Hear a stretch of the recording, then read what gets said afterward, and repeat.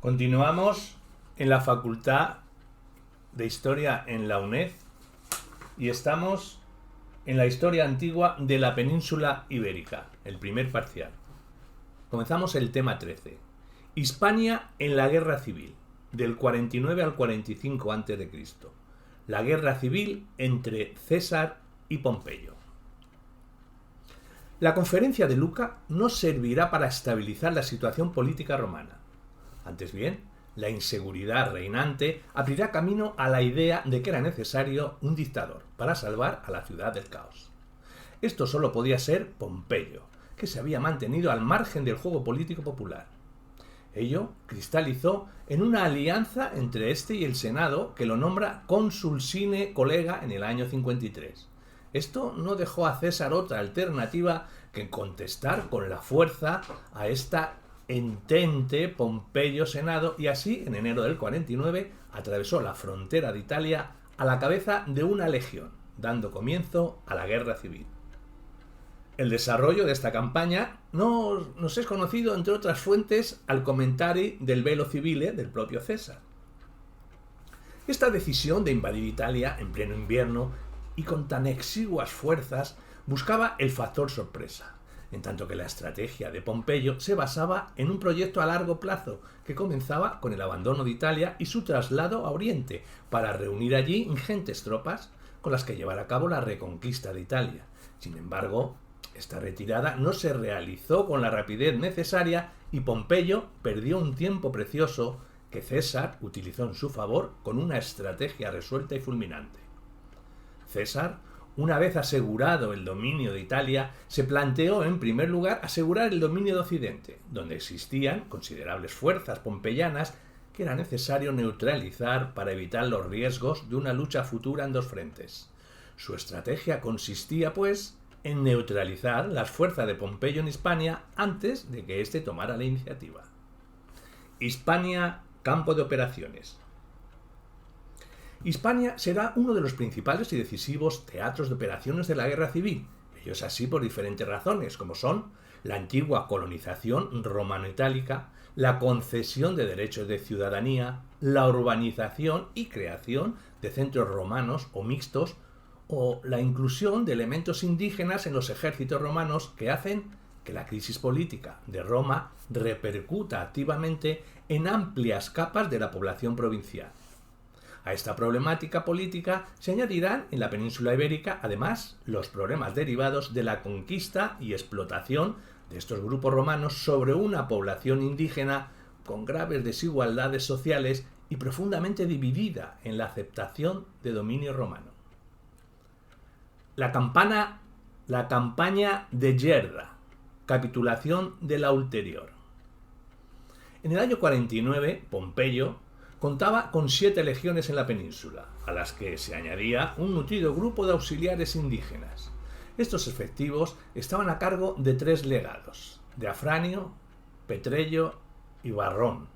Con la llegada de Bibulio Rufo, lugarteniente de Pompeyo, los dos primeros concentraron sus fuerzas en Gerda, Lérida, sobre la orilla derecha del Segre, afluente del Ebro, en tanto que Varrón permanecía en la ulterior con 2 legiones de reserva.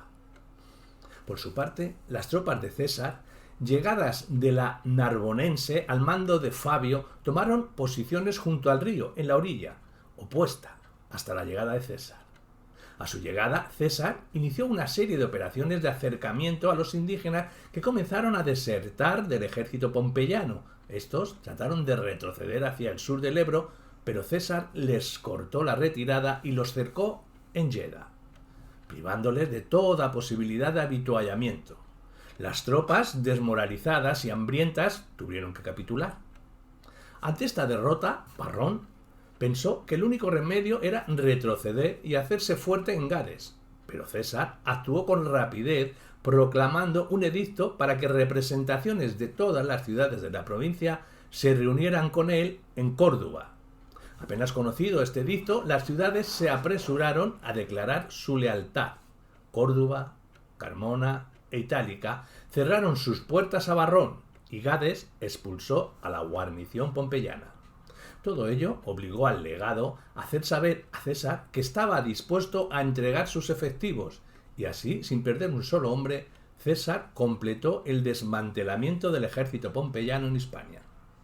En la anunciada asamblea de Córdoba, César devolvió a los hispanos las entregas exigidas por Varrón, condonó los impuestos extraordinarios y prometió restituir los bienes confiscados a aquellos que habían mostrado una actitud procesariana. A continuación, César embarcó hacia Tarraco, donde se ganó a las comunidades de la provincia. Poco después, abandonando al frente de sus tropas la península, caminó de oriente donde estaba Pompeyo, dejando como gobernador de la ulterior a Casio Longino, con 4 legiones. Las 2 que antes habían servido bajo Varrón y otras 2 reclutadas recientemente en Italia y en la Citerior a Emilio Lépido. El gobierno de Casio Longino. Defección de la ulterior. El arbitrario gobierno de Casio Longino, que no supo hacer justicia a la confianza depositada en su persona, llevará a que se produzca una conspiración urdida por ciudadanos de Itálica que intentaron asesinarle. La represión llevada a cabo ocasionará que las legiones de la provincia se amotinen, negándose a obedecer las órdenes de embarcar para la campaña de África. Las 2 antiguas legiones de Varrón, con parte de los nuevos reclutados por Casio, eligieron por jefe al cuéstor Marco Marcelo y le obligarán a marchar contra Casio, y las legiones que le habían permanecido fieles, quienes no tuvieron más remedio que guarecerse tras las murallas de Ulia, Montemayor. Casio solicitó refuerzos al gobernador de la Citerior y al rey de Mauritania, aliado de César. La llegada de estos refuerzos resolvieron momentáneamente la situación. Trebonio sustituyó en el gobierno de la provincia a Casio, quien al intentar huir con el producto de sus rapiñas para escapar de las iras de sus administrados, naufragó en la desembocadura del Ebro, falleciendo. Mientras tanto, en Oriente, César había derrotado a Pompeyo en Farsalia. Este huyó a Egipto, donde fue asesinado por orden del faraón Ptolomeo XIII. Tras una corta campaña en Asia Menor y una estancia relámpago en Roma, César se dirigió a África, donde se habían reagrupado las fuerzas senatoriales y pompeyanas bajo el mando de Escipión, Catón y de los hijos de Pompeyo.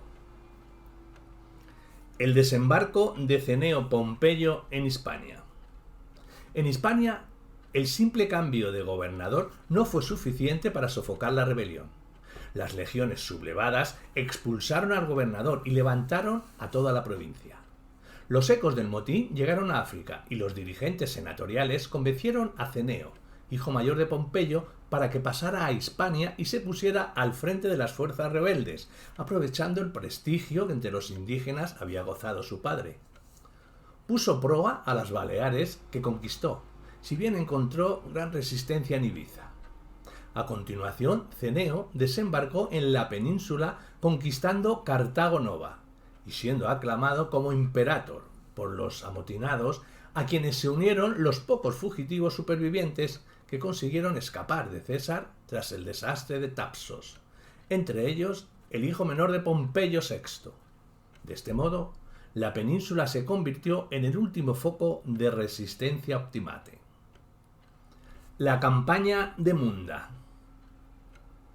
Los episodios finales de la Guerra Civil, que tendrán como escenario la península ibérica, serán testigos de episodios de gran crueldad y encono. César no actuará ahora como en ocasiones anteriores, evitando en lo posible los derramamientos de sangre, sino que será una guerra de exterminio. A ello se añadirá la situación interna de las ciudades, donde la existencia de un partido procesariano enconará aún más las posiciones y exasperará el odio.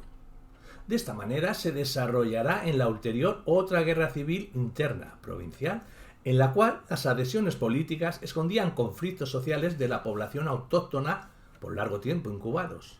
Ello explica este desarrollo brutal de matanzas, incendios, represalias, de romanos contra provinciales y de romanos y provincianos entre sí. La llegada de César a la ulterior.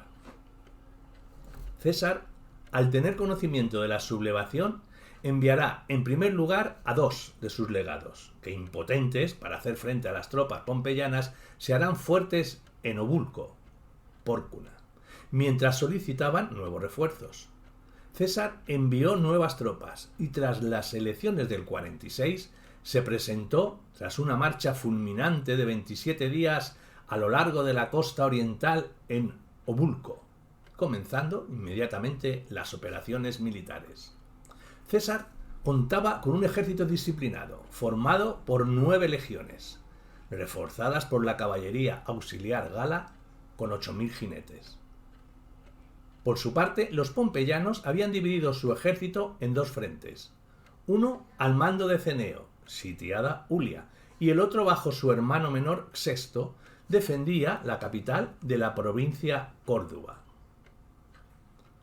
César, consciente de su superioridad, trató de provocar un combate decisivo en campo abierto, en tanto que los pompeyanos trataban de prolongar la guerra indefinidamente, buscando que los efectivos enemigos, privados de avituallamiento, se vieran obligados a renunciar. César levantará el cerco de Ulia y ante la dificultad de un asedio sobre Córdoba, buscará otras plazas más practicables como Ategua, en el valle del Guadalhorce, que será conquistada. A partir de aquí, la guerra se convertirá en una monótona sucesión de sitios de ciudades de la región al sur de Córdoba para incitar a los pompeyanos a la lucha abierta. Ventipo, Aspavia, Espalis, Caruca y otras muchas ciudades se desgarraron en luchas intestinas entre partidarios de uno y otro bando. Finalmente, el 17 de marzo, César logró encontrarse en la llanura de Mundo, cerca de Montilla, con el grueso del ejército pompeyano que será totalmente derrotado. Mientras Fabio Máximo ocupaba Munda y Urso, César se dirigía a Córdoba, incendiada por los pompeyanos, una vez comprobada la inutilidad de la resistencia.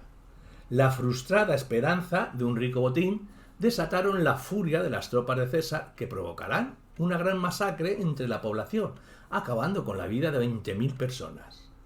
Desde Córdoba, César se dirigirá al sur, sometiendo Hispalis, Asta, Carteia y Gades.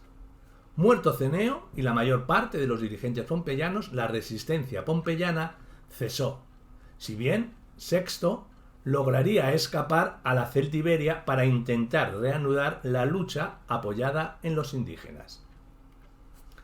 Último enfrentamiento bélico de las guerras civiles romanas librado por los seguidores de Julio César, clases populares y ricos, y de Pompeyo Magno, viejos oligarcas y el Senado romano.